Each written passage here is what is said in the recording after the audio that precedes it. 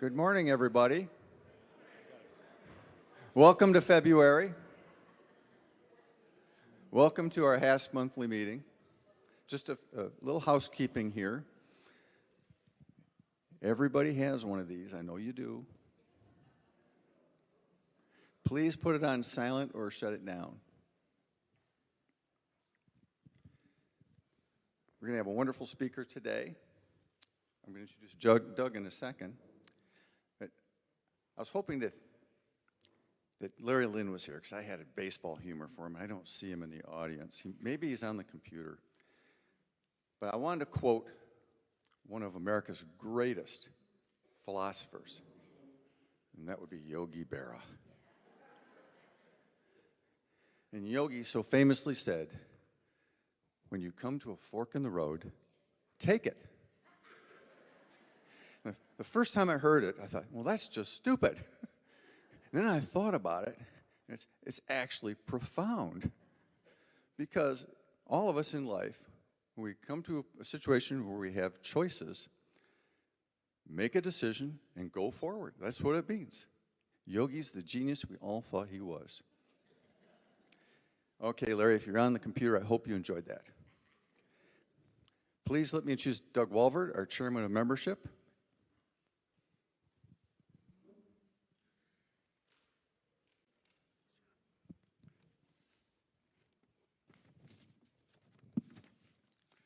Good morning. We have the pleasure this morning of having two guests with us, and I would like to welcome them by reading their names. Dot Heindelmeyer, great name, and Mike Short, a little easier to say, but welcome. Then, we also have the great pleasure of welcoming many new members, and this has been a wonderful season since the first of the year.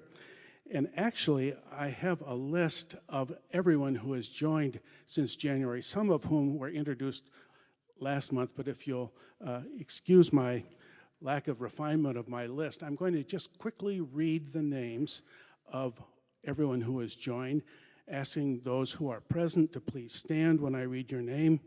Some of our new members are with us online, but anyway, joining today or last month, Barb Alderink, Helen Bickle, Andy Bissonette, Debbie Bissonette, Jackie Cook, Paul Cook, Julie Dolan, Carol DeForest, Lori Eichhorst, Jill Engel, John Engel, Patricia Gell, Larry Gensink, Joellen Hoogerwerf, Steve Hoogerwerf, Tom Maas, Nancy Mack, Mary Ellen Maiulo, Brenda Marcy, Dave McGinn, Ginger McGinn, Conrad Muchler, Lori Muchler, Birgit Meyerd, David Meyerd, Brenda Lee Palmatier, Jane Pettinga, Rose Southard, Deb Sturken, Bob Sturken, Bruce Stewart, Cynthia Stewart, Kay Stewart,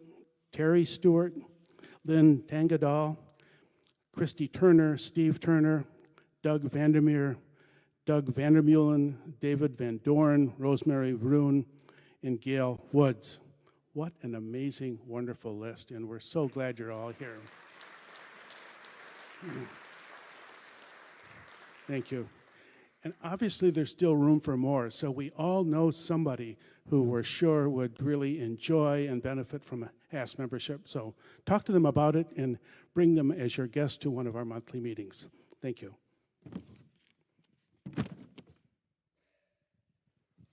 Well, we're being taken over by the Stuart clan of Scotland. My next task is the privilege of introducing our speaker, the Honorable Judge John Van Allsburg. He's a resident of Park Township. He's a graduate of West Ottawa High School, just like my kids. He did his undergraduate at Central Michigan University and his law degree from Michigan State University School of Law. At the time, it was Detroit School of Law, correct? He practiced law in Holland for 20 years before he was elected to the 20th Circuit Court in 2004. And he's still currently the head judge of that court. In addition to that, John is an adjunctive law professor both here at Hope College for business law and for Grand Valley State University. He's a past president of the Michigan Judges Association, West Michigan Chamber of Commerce, and the Rotary Club. In 2021, John was awarded the Marilyn J. Kelly Award for outstanding judicial service in the field of family law. So, without further ado, please allow me to introduce the Honorable Judge John Van Allsburg. By the way, this resume tells me when he retires, he needs to be one of us. Thank you, John. And I told him that too. All right, I'm relying on Mr. Fiegel for the microphone. Is it up? Everyone here is all right? All right, and I think my slideshow is ready as well. Good morning, HASP members and guests, and thank you for the invitation to speak to you today about the 20th Circuit Court in Ottawa County, specifically the Family Court, or what we call the Family Division of the Circuit Court. My name is John Van Allsburg. I have the privilege of serving as the Chief Judge of the 20th Circuit Court, of which the Family Division is a part. I was elected to the court in 2004, and let's see if I can make the screen move here.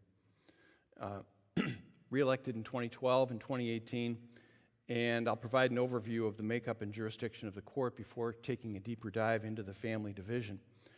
I've been asked to save time at the end of the talk for questions, but feel free to ask questions along the way, particularly to clarify anything that I have to say, and I'll do my best to repeat those questions so everyone can hear them. First, we're going to start with the jurisdiction of the court. We are, as you know, the third branch of government, and our authority comes from the state constitution of 1963, which says in Article 6, Section 1, the judicial power of the state is vested exclusively in one court of justice, which shall be divided into one Supreme Court, one Court of Appeals, one trial court of general jurisdiction known as the Circuit Court, one probate court, and courts of limited jurisdiction that the legislature may establish. And those courts of limited jurisdiction are the district courts. So the hierarchy in Michigan in the judicial system is the Supreme Court, 7 justices at the top, followed by the Michigan Court of Appeals with 24 judges. The circuit courts, and there are 57 circuits in the state of Michigan. The 20th Circuit is Ottawa County. There are not 83 circuits, as there are 83 counties, because you go up north and into the UP, and there are quite a number of counties that are part of multi-county circuits. Ottawa County, interestingly enough, used to be part of a multi-county circuit. The Muskegon Court is known as the 14th Circuit Court, which used to include Muskegon, Ottawa, and Allegan counties. And as those counties got larger, Muskegon became the 14th Circuit all by itself, and Ottawa and Allegan became the 20th Circuit Court. And that continued for a number of years until Allegan was split off into its own circuit. And so Allegan is now the 48th Circuit Court. The district court in Allegan is the 57th district, and Ottawa is the 58th. So we have 78 probate courts in Michigan, and we have 105 district courts scattered across the state. In Ottawa County, we have a strategic planning process that we've used in the circuit and probate court in order to achieve excellence, and our mission is to administer justice and restore wholeness in a manner that inspires public trust. Our vision statement is that we exemplify and deliver the highest standard of justice and public service. And we have pursued a strategic planning process for the last 16, 17 years or so, and update that plan every 3 to 5 years. I'm going to give you just a little overview of our local courts in Ottawa County. Our 58th District Court is under the leadership of Chief Judge Brad Canal, and with Judge Juanita Bocanegra, they sit in the Holland Courthouse. Judge Craig Bunce sits in the District Court in the Grand Haven Courthouse, and Judge Judy Mulder sits in the Hudsonville Courthouse. The District Court has jurisdiction over all misdemeanor criminal cases. All felony cases start there as well until it's been determined at a preliminary examination whether a crime's been committed and there's reasonable cause to believe the defendant committed the crime, at which point that case is then bound over to circuit court for trial. The district court also hears all civil cases up to $25,000 in value, landlord-tenant cases, traffic cases, and small claims. And as I said, the 3 locations are in Grand Haven, Holland, and Hudsonville. The Ottawa County, the 20th Circuit and Ottawa County probate courts are jointly administered by our court administrator, Susan Franklin, and Judge Fine and I are the chief judges of our respective courts. By statute, the chief judge is designated the employer of all those who work for the court. In practice, we rely heavily on our administrative team and on the Ottawa County Human Resources Department in making employment decisions. The other members of our circuit court include Judge Halsing, who is assigned to the trial division, Judge Ken Engel, who is assigned with me to the family division, and Judge Karen Miedema, who's assigned to the trial division.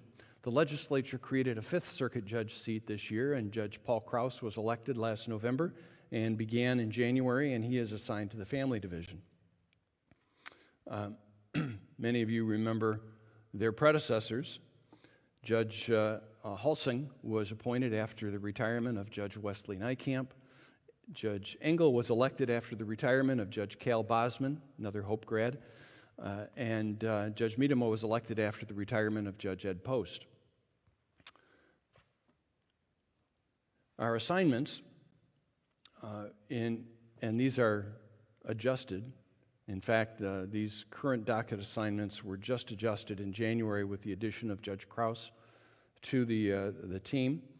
And Judge Halsing hears appeals now from the district court and from state agencies and zoning boards, and he shares the criminal and civil dockets with Judge Miedema.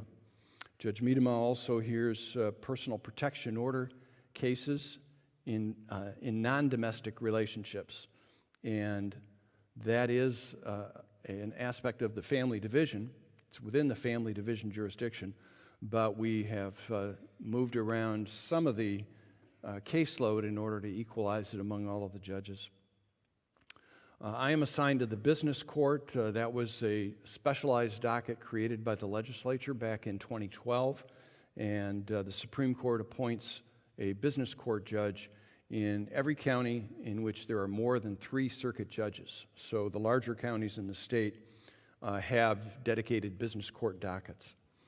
I'm also assigned to the family division, and I share the domestic relations docket with Judge Krause and with Judge Engel. Judge Krause is also assigned to juvenile delinquency, child protective proceedings, and adoption cases. And Judge Engel and Judge Fine are also assigned to the juvenile, child protective, and adoption caseloads.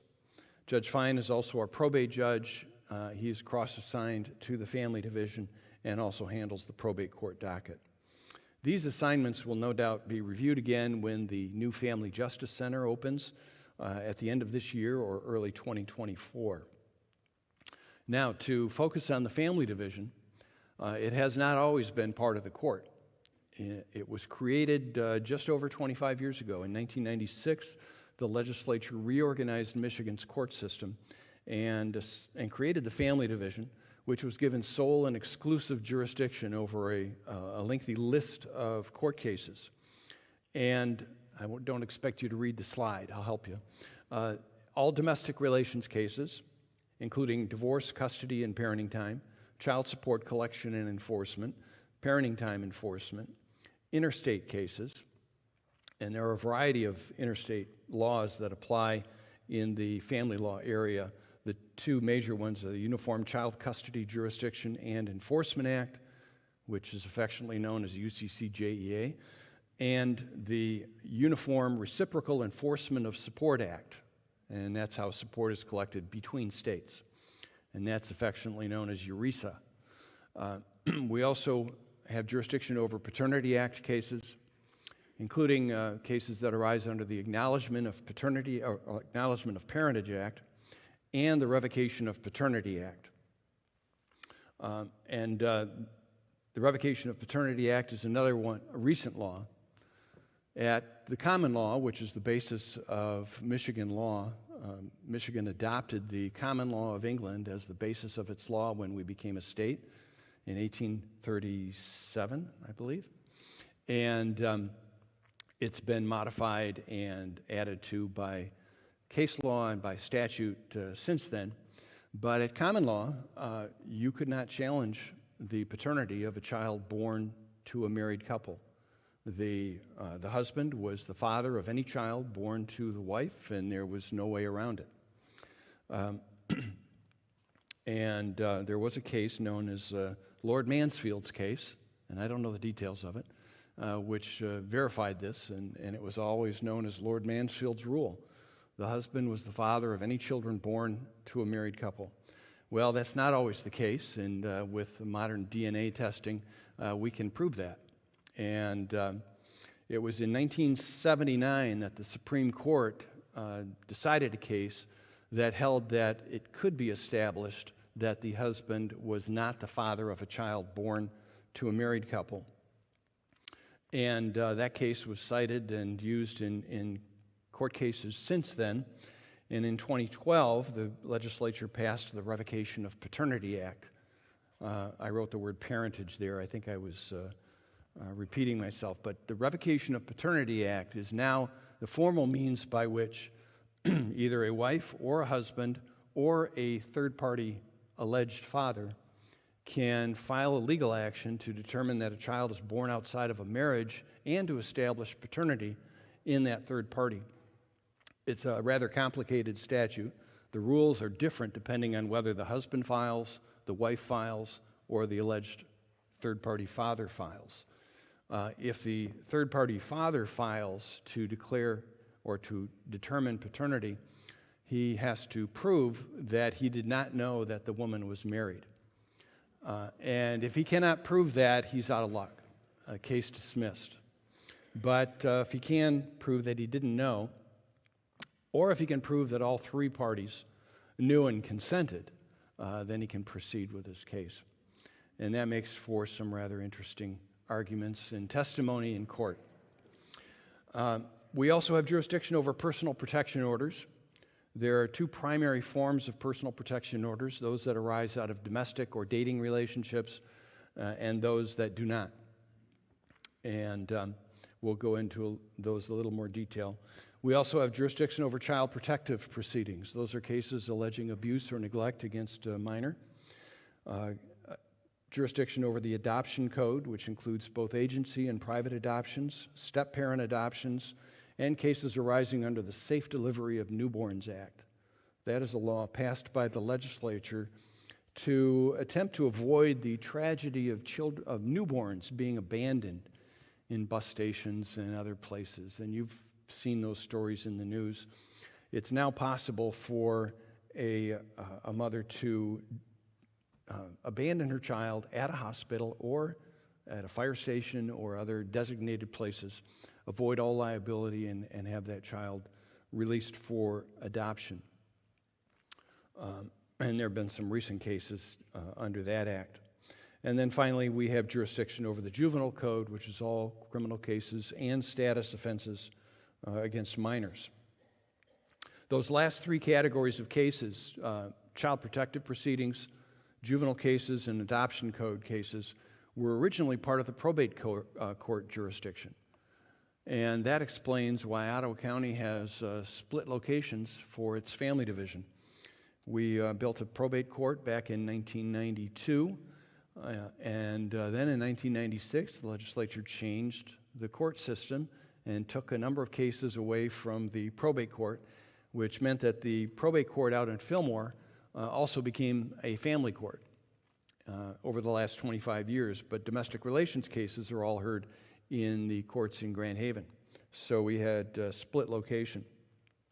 That made it difficult to carry out the intent of the family division reorganization, which was summarized as one family, one judge.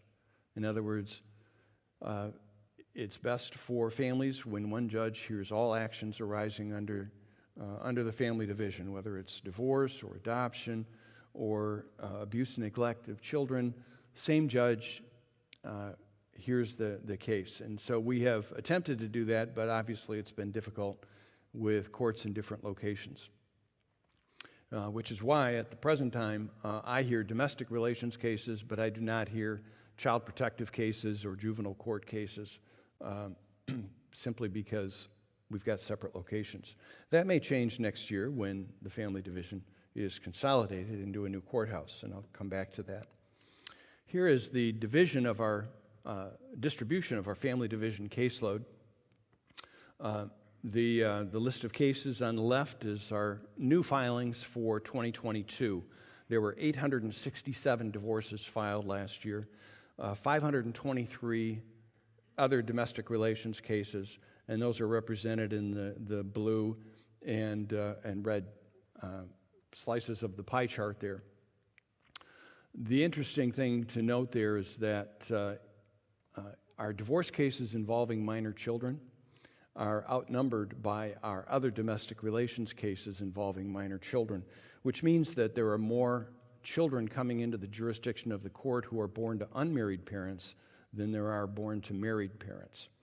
That wasn't always the case. That tipped about 10 years ago and is continuing to increase. And that does affect the nature of the cases that we hear. When parents who were married and at one time made a commitment to each other have children together and then go through a divorce, there's a greater degree of commitment to their children and to a peaceful resolution. That isn't always the case when children are born to unmarried parents. I think there's not the same level of commitment that ever existed between the parents, and so we see a higher degree of conflict when those relationships break up. In fact, we have cases involving parents who never really knew each other. They hooked up at a party and a child results, and now they're in court for the next 18 years. So it makes these cases more complicated, more challenging. Our personal protection orders totaled 670 new filings last year. 3/4 of those were domestic relations PPOs. The other were non-domestic. And we had 848 delinquency cases filed, 107 traffic cases. Those are a category of the juvenile traffic cases. The district court here is all other traffic cases. Child protective proceedings only totaled 59. That number is down. We had 102 adoptions and then 135 miscellaneous family matters, mostly name changes and that kind of thing. So total filings in the family division last year, 3,311 cases. Now what that does is it adds those cases to the other family cases that are already open. When a family case is opened in circuit court involving children, court retains jurisdiction over that case for potentially years and years.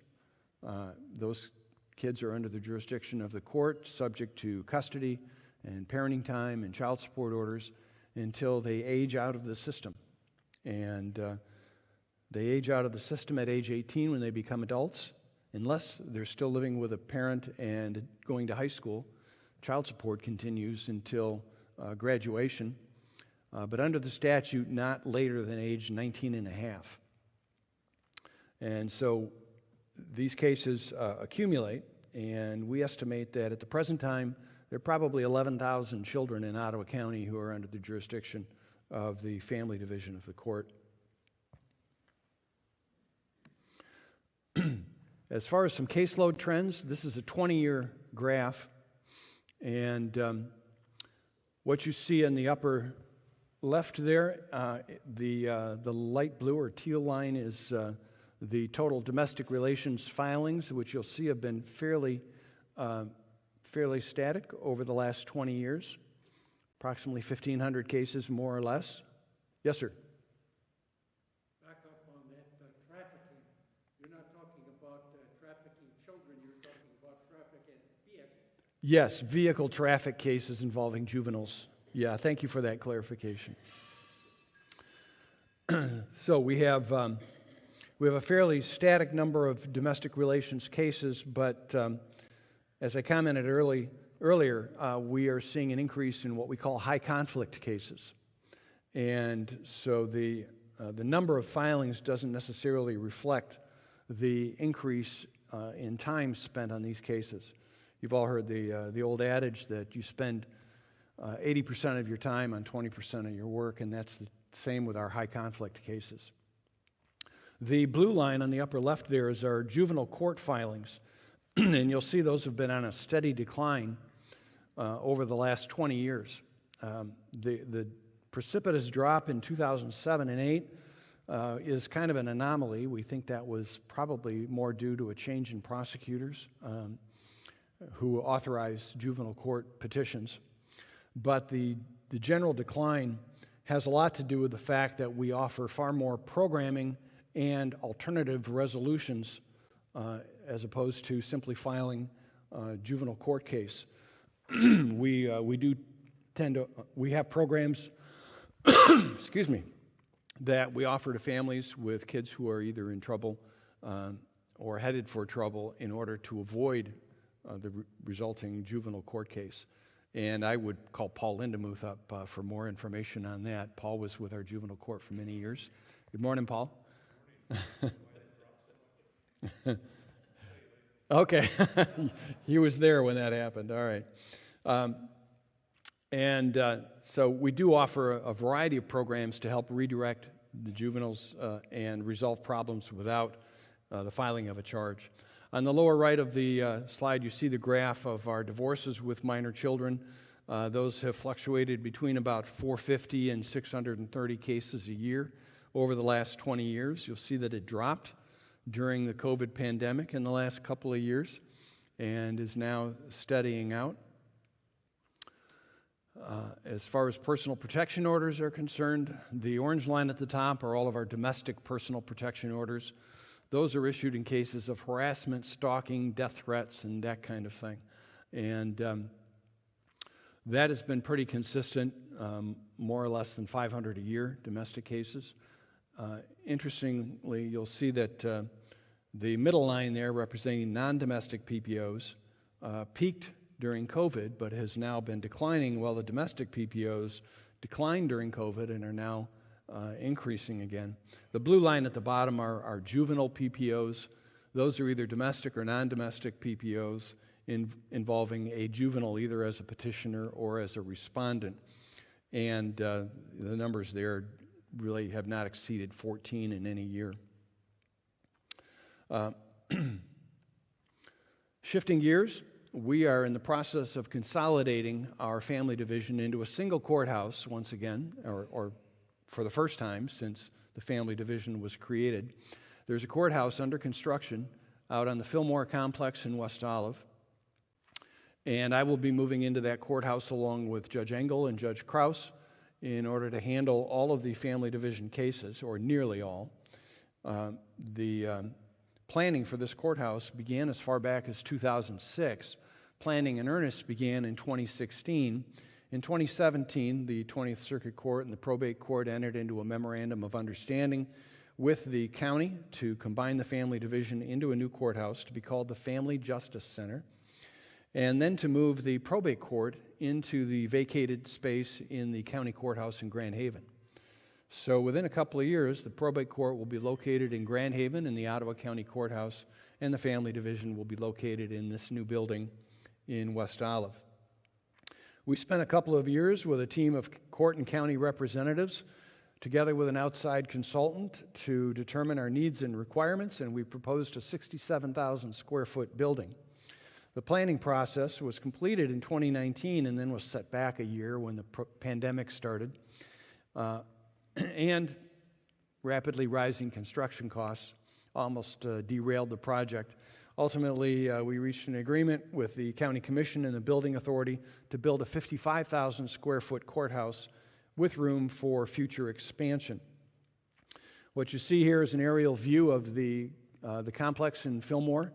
The building at the lower left there is the administration building, which has been there for a number of years. The buildings to the right are the jail and the existing probate/family court and the juvenile detention center.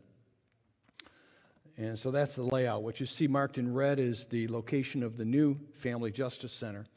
So focusing in on that, you see the building itself surrounded by new parking lots for public and a parking lot for employees to the north and west. The building will be situated facing north, facing Fillmore Street, which is just at the top of the slide here. And then at the bottom you see the part of the parking that's already there serving the administration building. To show you the layout, when you enter the building from the north side at the top of the slide here, you will be on the first floor, and the green space represents one courtroom, which I'll be presiding in, and 2 referee hearing rooms. Those are in green, with staff located in the hallway behind them. And so the public hallway is the hallway running east and west. At the top of the slide, the staff hallway is at the bottom, running east and west, below the courtrooms and hearing rooms. The blue space there is assigned to the friend of the court. The friend of the court is unique among the states. It was created back in 1919 by the legislature. It's an arm of the court dedicated to assisting the court with family cases.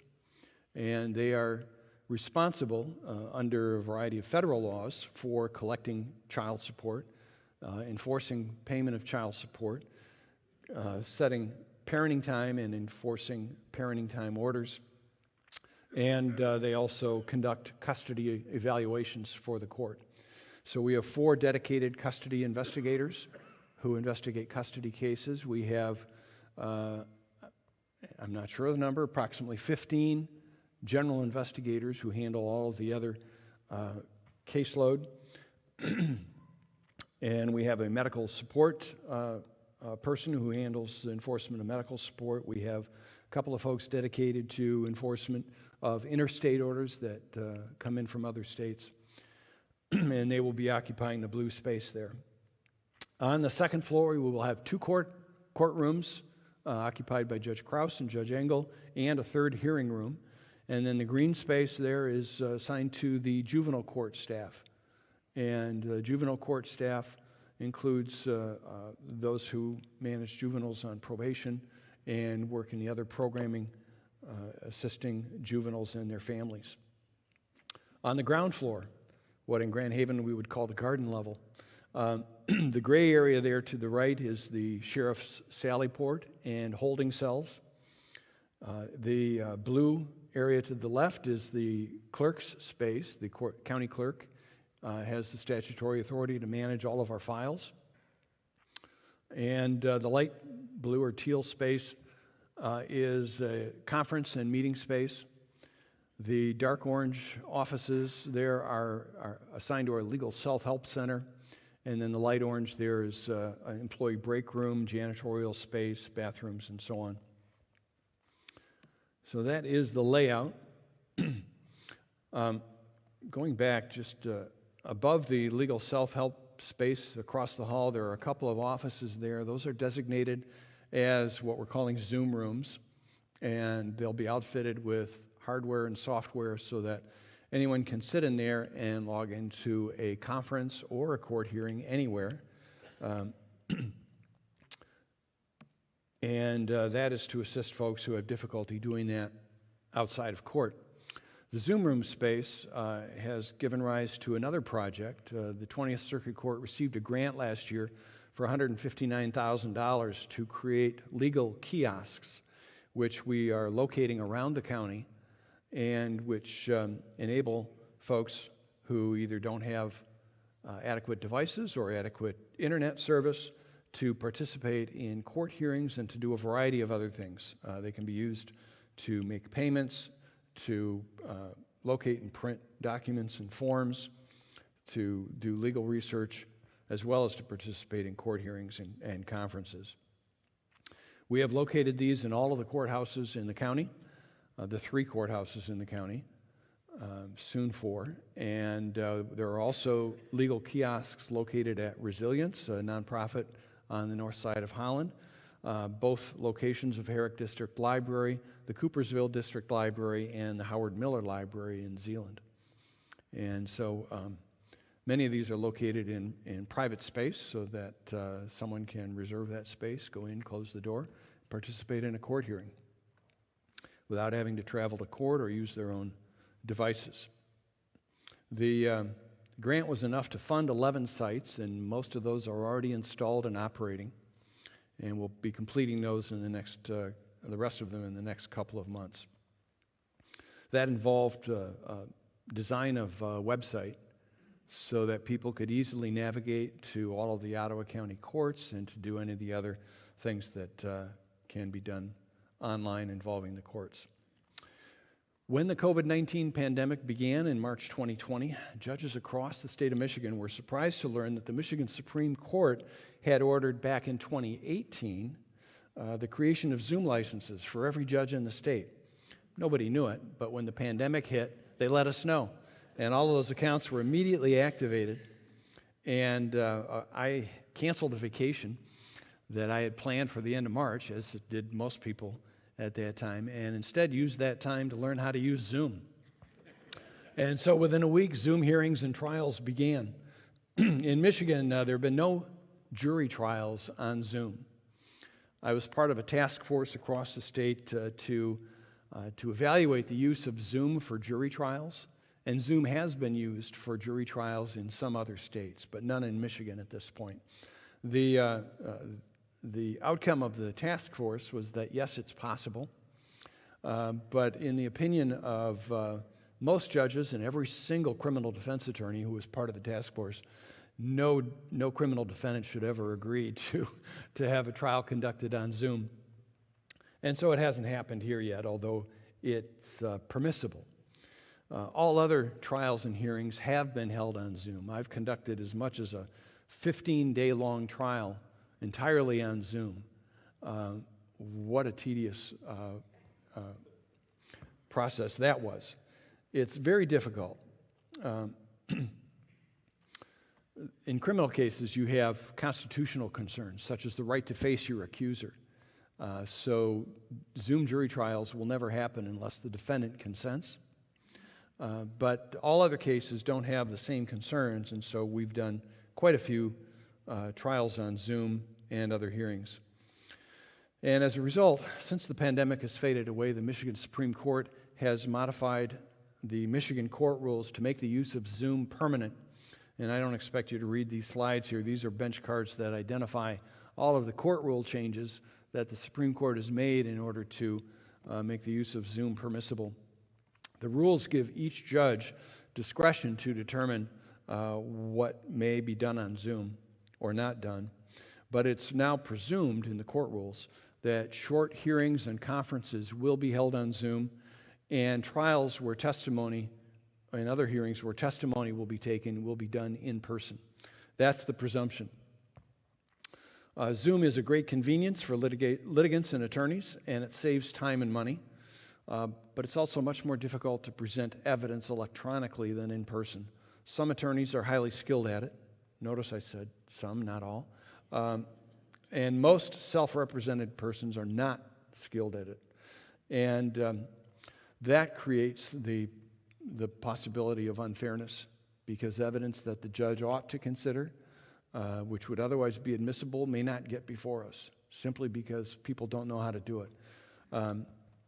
And judges are hesitant to helping a party present electronic evidence because it opens the judge to charges of bias or unfairness when we help one party and the other party either doesn't need help or doesn't request it.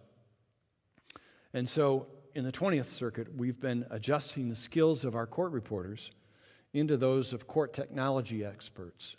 And so our goal, and we actually hired a new court reporter who is actually a court technology expert, and she just started and will be moving with us into the new Family Justice Center out in Fillmore, specifically to assist the court and to assist litigants with presenting electronic evidence. Zoom has what's called a screen share option. But in order to screen share, you've got to have your evidence in an electronic format that Zoom recognizes, and you have to know how to use the process to present it. And then the court has the difficulty of preserving that evidence so that it can be provided to a court of appeals, for example, on appeal and so on. So we're still improving our processes and adjusting to the new world, but we've done pretty well at that. Ottawa County has very little trial backlog. As you may recall, Ottawa County shut down its county buildings for a few months at a time during the height of the COVID-19 pandemic. I actually went to work every single day. I didn't miss a day in the courthouse throughout the entire pandemic, but I was working alone in the courtroom with this screen in front of me, looking at everybody on Zoom. And we do have what's called a polycom system in every courtroom that the state installed over the last decade or so. It's a large screen mounted on the wall of the courtroom, and there's a camera there that the judge can control and direct.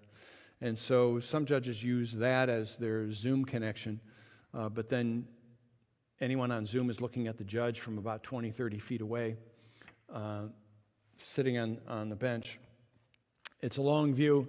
You can't make eye contact, and I don't like it for that reason. So I use this screen. I set this up on a little elevated table in front of me so that I can look directly at people and they can see me when we're in court. That's just personal preference. In an ongoing effort to be efficient and accountable, the courts focus much attention on performance measures as a management tool. They can be used as a catalyst for change and are an effective way to recognize staff and keep judges and county administration informed of our operational status. We use performance measures to tell our success stories, provide accountability, and achieve our shared vision of public service. Additional performance measures under consideration by the State Court Administrative Office include data integrity, human resource program compliance, and internal controls. And on the screen here, I've listed a few of those measures and metrics that we use to monitor performance. We have to comply with the Americans with Disabilities Act. We have to monitor the amount of child support that's paid on time in any given month. And in fact, there are 5 measures that the federal government uses to monitor our performance in the family division. Specifically, our friend of the court is required to monitor all of those data points. And if we achieve the federal government's standards or expectations on those 5 data points, they reimburse 2/3 of the cost of funding the friend of the court. Otherwise, it's funded by the county. We routinely collect about $500,000 a year from the federal government to assist with the operation of the friend of the court because we meet the top standards set by the government on those measures. For example, percentage of child support paid in the month due.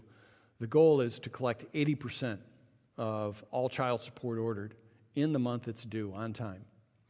And we're actually one of the few courts in the state that have hit that target fairly consistently. Our percentage is always in the high 70s or low 80s. And we have, on several occasions over the last few years, maxed out our federal reimbursement dollars by meeting those standards. I will also say that our juvenile detention center is the only juvenile detention center in the state of Michigan that is nationally accredited. And it's in demand by other counties because there's a statewide shortage of juvenile court space, juvenile detention space. So we rent beds to over 30 other counties across the state. We don't have, and I'll come back to you in just a second, we don't have full capacity right now in our juvenile detention center. We can house 42 kids, but we don't because we don't have the staff to house them all. So the kids in our juvenile detention center right now are half Ottawa County kids and half out of county. And that brings in anywhere from $500,000 to $1 million a year in bed rentals from other counties to the county of Ottawa. Question over here. Back to collection, does that percentage include interstate as well as intrastate? That is a good question. I believe it does, but I'm not certain about that. I'd have to follow up. Our interstate cases are a small percentage of the total, but we collect, I think last year we probably collected $35 million in child support and then distributed it to the payees entitled to it. So it's a pretty significant number. We do try to share our services and stories on a variety of platforms. The court has a Facebook and Twitter and Instagram and LinkedIn pages. During the pandemic, when the courthouses were closed to the public, we were required by the Supreme Court to live stream our court hearings because court proceedings cannot be closed. And so when the courthouse was closed, we live streamed on YouTube. This was very popular with some folks. But it was also highly controversial, particularly when dealing with minor children and family and other confidential matters. We had, each judge had his own YouTube channel to live stream the Zoom proceedings over, and we found ourselves with subscribers. And so I had hundreds of subscribers who would just log in and listen to court hearings at home, kind of like court TV, but real. And that continued for as long as our courthouses were closed to the public. When they reopened, we shut down YouTube. Not all courts have. There are still YouTube channels live across the state, and you can go to the state court website, courts.michigan.gov, and locate a list of all courts that do live stream on YouTube. Some judges are in favor of it. Most family division judges are not, because there's so much potential for private information being broadcast publicly. And frankly, a lot of what we have to hear in court is not suitable for all audiences. But we don't have any way of limiting the audience if we live stream. We do live stream on request, and that happened recently in my court when I was asked to swear in a new attorney and admit him to the bar. We live streamed so that family and friends could tune in and watch the proceedings. But generally, we're not doing that. So I'm going to open it up to questions. Yes, sir. Oh, we have first one here, and then we'll go up. Okay, I do mediations for Ottawa and Allegan County. Yes. I've got a comment and a question. Comment, and we do almost all of our mediations on Zoom now. Haven't Yes. had one in person since before the pandemic. My question is, what's the criteria for referring a case to mediation? There's not much required in the way of criteria. We actually refer nearly all civil cases and nearly all domestic relations cases to mediation. We expect the parties to make a serious effort to settle themselves before we'll schedule a trial. And so we order mediation. We give parties the opportunity to select their own mediator. And if they do not select their mediator, we appoint one for them. And by court rule, we are required to maintain 2 lists of mediators. We have a general civil mediation list for civil cases, and we have a family division mediation list, those mediators willing to mediate in family cases. I do both. You do both. And you're volunteering for mediation services? Yes. Thank you. We have a great nonprofit mediation center in Holland called Mediation Services. It's one of a number of them located around the state. And we refer, I would say the number is in the dozens of domestic relations cases to mediation services every year.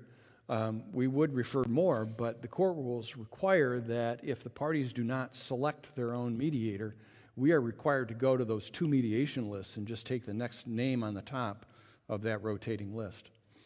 And mediation services, I believe, is on that list, but not all of the mediation services mediators. We do inform people that if they want the lowest cost mediation available, that they can go to mediation services and select mediation services as their mediator. But if they don't, we're required to just assign the next name on the list. And as I said, this hasn't always been the case, but over the last 15 years or so, mediation has become widely used in all courts. It's a form of what we call alternative dispute resolution, ADR. We've also, in the last several years, begun the use of ODR, which is online dispute resolution. Ottawa County pioneered the use of online dispute resolution in Michigan. We contracted with a company called Court Innovations out of Ann Arbor, who designed a website that allows people to mediate online, not all at the same time, but going back and forth with in an email kind of a format, and with a mediator to assist in the communication. And we began using that in 2016 in child support collection matters, and that had the beneficial impact of reducing significantly the number of court hearings that we had to conduct in order to collect past due child support. Those who don't pay child support risk being held in contempt of court for violating a court order. If they don't have a good excuse for non-payment, they can end up doing jail time. And we used to have hearings every Friday enforcing child support orders. And there would always be someone or a few people going to jail on Fridays. After the use of online dispute resolution, we cut the number of our contempt hearings in half. We now do that only 2 mornings a month, 2 Friday mornings a month. Most of those cases get resolved through online dispute resolution. The rest of them actually have to come into court on those 2 Friday mornings each month, and they will then negotiate with our friend of the court staff, all of whom, by the way, are certified mediators, to try and work out payment arrangements and resolve these cases. So the number of folks going to jail for non-payment of child support has declined significantly in the last several years. Question? Yeah, I have actually 3. First, the recovery court, is that going to be moving from Grand Haven over to the new Fillmore location? No. Judge Fine operates our recovery court. Right. He's our probate judge, sitting most of the time in Fillmore, but when recovery court happens on Thursday mornings, he goes to Grand Haven and conducts it in Grand Haven. Okay, can you and of course, when the probate court moves to Grand Haven permanently, he'll still be conducting it there. All right, and also, there are 2 different court levels, as I understand it. There's sobriety court, which I believe is local, and recovery court, which is in Grand Haven. Can you explain the difference? The sobriety courts are operated in the district courts, and I think Judge Canal was the first to begin operating sobriety court. The recovery court in Grand Haven started from the same premise. They're both problem-solving courts and dealing with drug and alcohol addictions and the criminal cases that arise from those. But they've taken different tracks. They're funded separately, but they're both seeking to accomplish the same goals: reducing recidivism and addiction. Yeah, the final question is, you had mentioned that in the front of the court, there are certain people who are responsible for paying child support that do not have the ability to be able to support a child, and that you offer a variety of programs to assist them. We do. We began a program called the Alternative Contempt Track program a couple of years ago, which is we've got a dedicated staff person running it in the front of the court, and those folks who have barriers to payment, and obviously the primary barrier to payment is holding a job and making those payments. Family law has always been a state-level jurisdiction. Federal courts don't get involved with it. But back in the beginning, in about the 1980s, the federal government began passing laws that had significant impacts on the conduct of family law in the 50 states. For example, It's a federal law that requires that all child support be collected by a centralized state agency. Prior to the 1980s, every county collected child support and sent it out to the payee just through the local county friend of the court office. Beginning in the 80s, we set up what's called the Michigan Disbursement Unit, and MISDU, as it's called, is the place where all child support money gets funneled and it all comes back through the state agency. And our friends of the court in all 83 counties use a program provided by the state. The name of the program is MICES, and it is how they track and monitor support payments and parenting time and other notes and so on. For reasons unknown, to me anyway, when the federal government required states to use this system, they also provided that judges did not have access to that computer program. And so we rely on our friend of the court to tell us how much is owed and so on. We set the amount of child support, but we don't have any basis for tracking whether it's paid or not. That's entirely in the hands of the friend of the court. And they have to work with the state, which now has a state-level Office of Child Support, to monitor that system. Question? Yeah, how do you deal with employers who are a bit careless in taking money out of say, the father's paycheck? Well, again, it's a matter of federal law that child support must be collected through an order of income withholding, so that the payor's employer is obligated to withhold the correct amount and send it to MISDU, the state centralized collection agency. And what's your question about that? My daughter has had a lot of trouble with obtaining child support from her ex-husband, who lives in Kent County. And the explanation is always that his employer has been careless or erratic in taking those monies out of his income. I've heard that. We have a way of dealing with that, and that is if we have an employer who fails to comply with an order of income withholding, because those go directly to the employer, we schedule what's called a show cause hearing, and we require the employer or the head of HR or someone like that to personally appear in court and explain why the withholding's not being done. And usually when they get the order to appear in court and they're facing a potential contempt of court charge, the problem is resolved even before the hearing is held. I've had a few hearings like that, and only once have I told an employer that he's about to go to jail because he's not complying with a court order.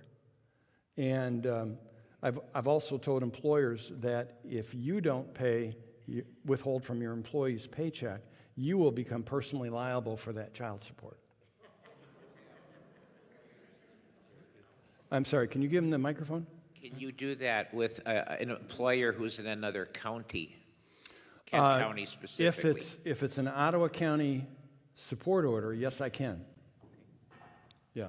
If it's a Kent County support order, you'll have to go to the Kent County 17th Circuit. Yes. Roughly what percentage of the cases in your court have court-appointed attorneys, and what's the cost of that? What size budget do you have for that service? Good question. As you know, all criminal defendants are entitled to be represented by counsel, and if they can't afford an attorney, the court appoints one. We have, because of a change in the law several years ago, we now have an Office of the Public Defender in Ottawa County, and they provide court-appointed attorneys, but only in criminal cases.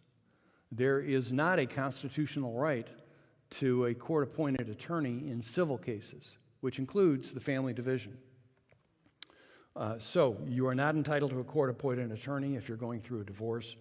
There are some exceptions to that, and that is if you are facing potential jail time for contempt of court, you're entitled to be represented by counsel. So all of those who are hailed into court for non-payment of child support have a right to be represented by counsel. So on those 2 mornings a month where we still conduct those support enforcement hearings, we have a couple of attorneys contracted with the court to stand by. And we offer them counsel upon their arrival in court. They don't always want counsel. Some want to represent themselves, but most of them accept representation. We have skilled attorneys who have done this before, who represent folks in court on those contempt hearings. That's because they're facing a potential criminal contempt sanction. Non-payment of child support or violation of another family division order, like a parenting time order, can result in a contempt finding, and the potential sanction is up to 45 days in county jail on a first offense, up to 90 days on a second or later offense. In the case of child support, chronic non-payment of support can result in felony charges and a criminal case being brought.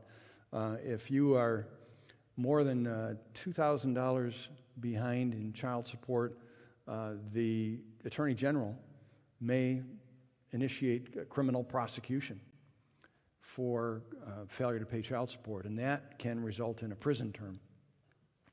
That then goes to the trial division and outside of the family division. Yes, ma'am. Yes. Yes, both local cases and those that we receive interstate. Are we running out of time? We are, okay. Thank you very much.